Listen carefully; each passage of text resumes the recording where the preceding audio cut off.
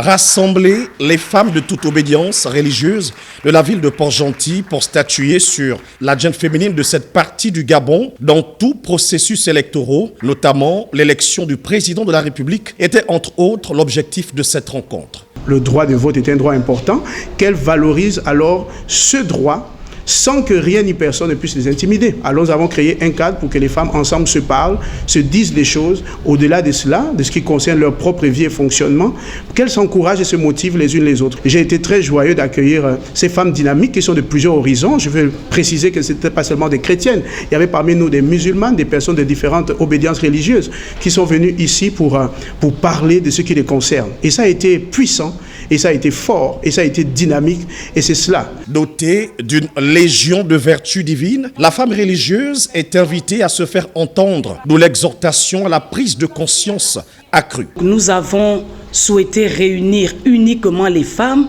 pour qu'elles soient au contact des informations qui les concernent et qu'elles soient dans un cadre où elles n'ont pas à regarder qui est autour d'elles. La femme doit comprendre qu'elle devrait se retrouver dans un environnement qui lui permettrait de recevoir et d'ingurgiter les informations.